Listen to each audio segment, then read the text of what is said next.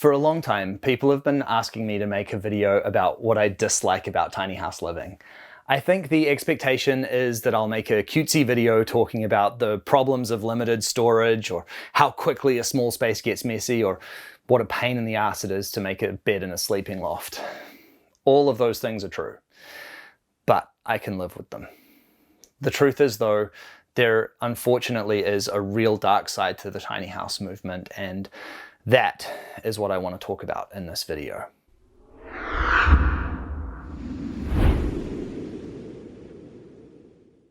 It goes without saying that I love tiny homes. I've dedicated 10 years of my life now to exploring the world of tiny homes, alternative living, and small space design, and I believe in them now more than ever before. Tiny homes have offered us a new model of home ownership, being able to own our own homes without needing to own land. It's something that is more obtainable, creates another path to finding financial freedom, and the downsizing aspect has encouraged us as humans to explore what's innately important to us, become more critical of the rabbit hole of consumerism and debt, and instead focus on the things that truly bring us joy. So, where in all of this do I find the darkness? Well, let's dive into some of the things that I hate most about the tiny house movement. Legality. In my opinion, those who build tiny homes for themselves are doing nothing more than exercising a basic human right. The right to build humble, simple, and safe shelter for ourselves, to create a home that meets our most basic needs. And yet, in a world filled with red tape and bureaucracy, in many places, tiny homes continue to exist in a legal grey area, and tiny house dwellers live under constant threat of being kicked out of their homes. How this makes sense is beyond me. Many of the places with the strongest regulations regarding tiny homes are the same areas with the most rampant and heartbreaking rates of homelessness. It is my heartfelt belief that no government or council has the moral right to kick people out of safe, simple shelter, such as tiny homes, while thousands of their citizens sleep rough on the streets or in their cars. And yet sometimes, that is exactly what they do. There is hope on the horizon, though. Thanks to the amazing work of tiny house activist groups around the globe, such as the American Tiny House Association, the Australian Tiny House Association, the New Zealand Tiny House Association, and so on. Thanks to the exceptional work of such tirelessly working activist organizations, many places around the world now have legalized tiny houses, and more places are added to this list every single year. But the wheels of bureaucracy turn slowly. As the cost of living increases and the rates of housing insecurity continue to rise, the laws are changing too slowly to keep up with the demand for tiny homes. Our lawmakers are failing in their duty of care to their citizens. Most of our governments have created policy and tax structures which encourage wealthy people to accumulate more and more property, driving up real estate costs and forcing now even middle-class people to be renters for life. Generally speaking, very little more than token gestures are done by governments towards actually helping people into their own homes. When it comes to policy and the tiny house movement, though, I want to make it clear that the tiny house movement is not asking for handouts. Right now, we are simply asking the government to get out of our way while we try to create solutions for ourselves. At the very least, governments should be proactively working to create an amiable and workable legal framework for tiny homes in their regions, which will remove a huge entry barrier for many who are concerned with the legal repercussions of living in a tiny house. Right now, though, building a tiny house in most cases remains a valuable act of civil disobedience. Cost. Over the years, the cost of building tiny homes has exploded. In recent years, we've watched tiny homes go from something that seemed extremely affordable to something that for many now is aspirational. There are several things that have substantially driven up the cost of tiny homes over the years. The first, and probably the most significant, is rampant inflationary forces. We live in an economic system where we are constantly robbed of our buying power through inflation. Every day, the money in our bank is worth less than the day it was before. Now, inflationary forces aren't specific to tiny homes. Right now you feel inflation every time you go to the grocery store or fill up your car at the pump. But tiny houses have undeniably been affected by the increasing costs driven by devaluing money. Over the past few years, we've seen the material cost of essential build materials such as timber and plywood more than double, to the extent that the cost of even the average DIY tiny house now is well over 60,000 New Zealand dollars to build. On a side note, this is why I consider gold and silver to be the only real money, and that's a great opportunity to talk about this episode's supporter. This is a company that I am so excited to partner with because it's related to a real passion of mine. You might not know this about me, but I am an economics nerd and a bit of a prepper at heart. I have very little trust in the government, no love for banks, and no respect for paper money, which is constantly losing its buying power to inflationary forces. That's why ever since 2019, I've been investing a good portion of my savings into physical gold and silver. By investing in these precious metals, I believe my savings will remain secure no matter what happens in the wider economy. And that's why I'm really excited to be partnering with ITM Trading so they can help you to make this a part of your personal wealth strategy too, if you choose. I love the idea that I could jump in a time machine, travel back 5,000 years to ancient Sumeria or any other known human civilization and spend this silver coin to purchase goods in a market.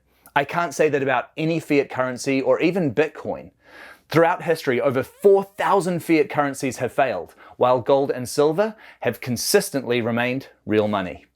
And that's why I choose to invest in gold and silver as part of my personal financial strategy. ITM Trading have been my go-to resource for information since the very beginning of my investment journey into precious metals. With over 28 years of experience in the industry, they use their knowledge to help you build a personal investment strategy that will work best for your needs. If this is something that interests you, click the link in the description of this video to schedule a consultation call. It's free and there's no pressure to purchase. If you have concerns about inflation, securing a portion of your wealth or retirement, or maybe you're just curious about which is better for you, gold or silver, click the link to schedule a consultation. ITM Trading will spend time with you answering any questions you might have and providing the resources that you need to make an informed decision on what's best for your personal circumstances. Thanks ITM Trading for supporting this video and helping to make what we do possible. Now, back to tiny homes. Beyond inflationary forces driving up the cost of tiny homes, it's also true that tiny houses in general aren't what they used to be. Just think back to the early days of our show when tiny houses were truly tiny, when they were built simple and designed to be much more basic shelters. As the tiny house movement has grown, so too have the designs. The luxury tiny house market has seen an explosion and tiny houses are becoming flasher and in many respects could even be called a kind of mini mansion. Now, I'm not critical of this at all. A huge benefit of going tiny is that you can increase the quality by reducing the size. But doing so does obviously drive up the cost. A lot of people do have that money to spend though, and I think that's great. One of the largest demographics of people building tiny homes are baby boomers coming into their retirement.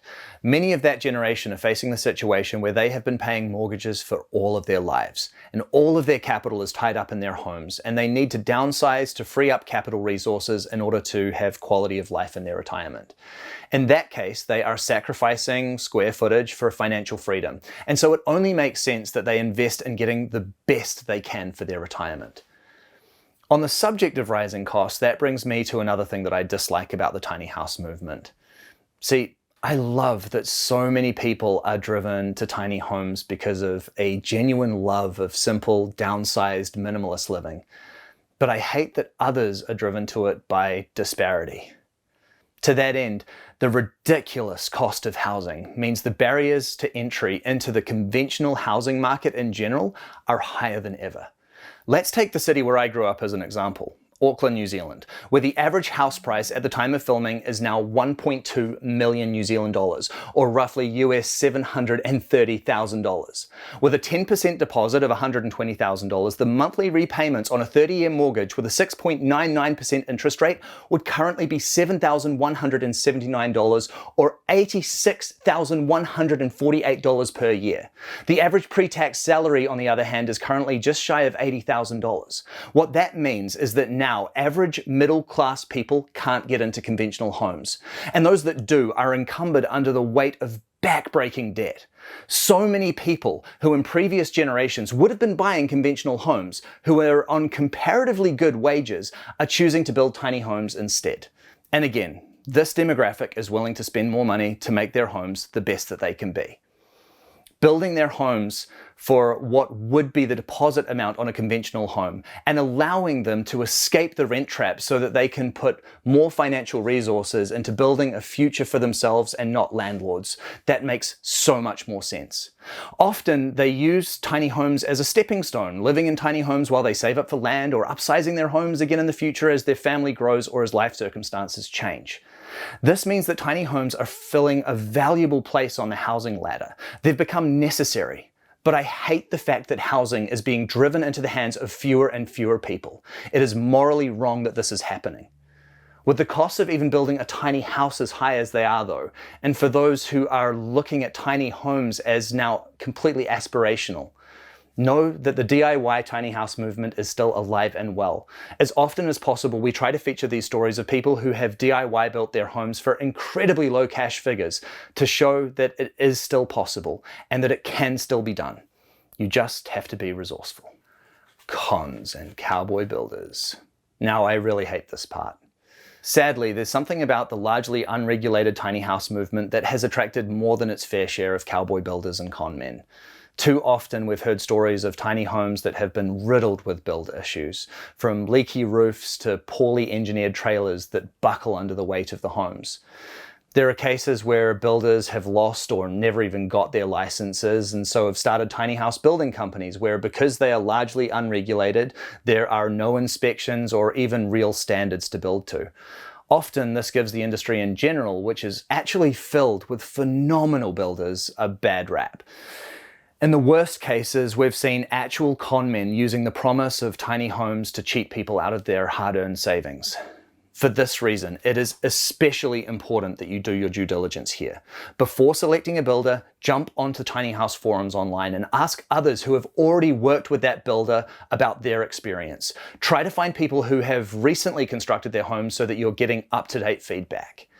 Beyond that, make sure that you're contractually protected. It's normal to pay a deposit and then in installments based on the construction progress. It's highly unusual to be asked for the complete sum upfront unless the build is already finished.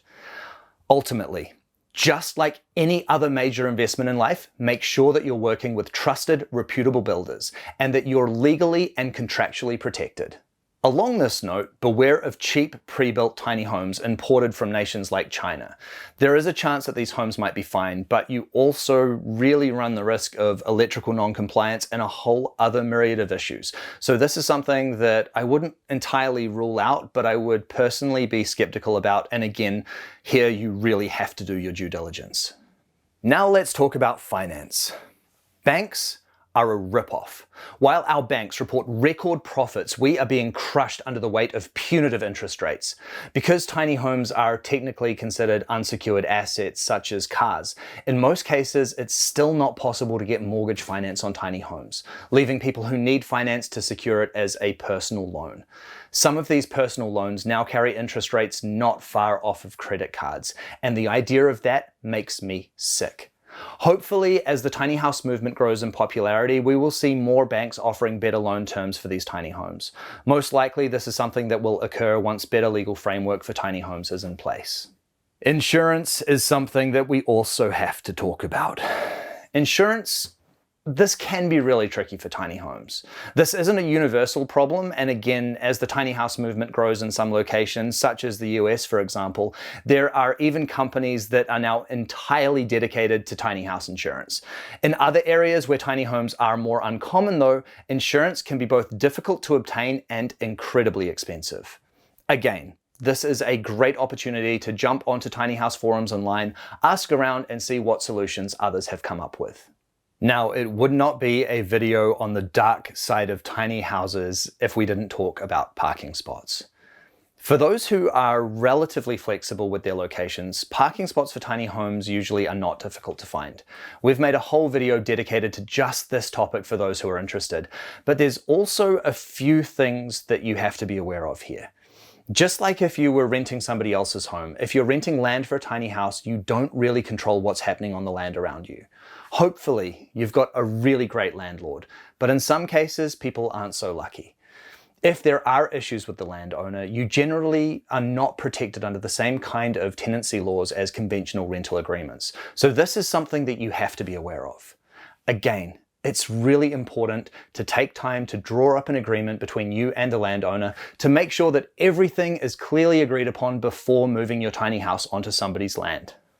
Now, with all that being said and done, while it's important to be aware of potential pitfalls, I really hope that I haven't dissuaded anyone from taking the leap into tiny house living.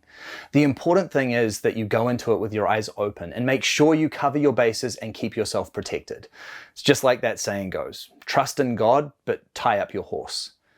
Despite these kind of dark elements to the tiny house movement, I can't state enough how much I love tiny houses and the way that they have positively changed so many people's lives.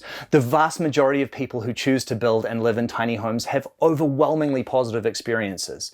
But it's important to go into this with your eyes open. Cover your bases, do your due diligence, and go for it.